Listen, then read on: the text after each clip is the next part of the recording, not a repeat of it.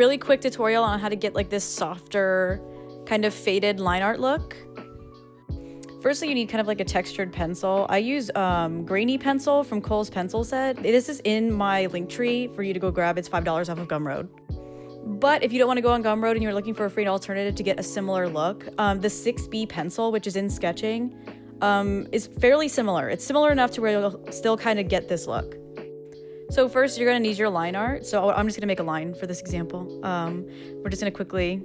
This is my line art line, all right? This is what I would start with. It's like I don't do true line art. I do a cleaned version of my sketch because I like some of those messy lines in there. You don't have to do that. You can do a clean line art and get the pretty faded look if you want.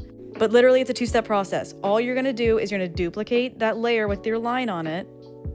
Once you have this duplicated, you're going to go up here. You're going to click Gaussian blur. And what I do is I take it to 2%. That's it. That's literally it to get to that softer line.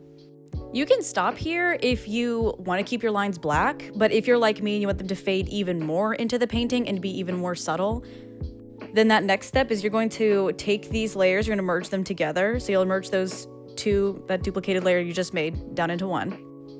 Then you're going to go in with an alpha lock. You're going to alpha lock it, and that's going to keep one color just in this space. So I won't be able to color outside of it. I'll take one of the deepest shadows in that area. So for example, like for the skin line art, I was taking, I believe, one of these from under the chin. And I was going in and I just colored right on over it. And then I set it to multiply.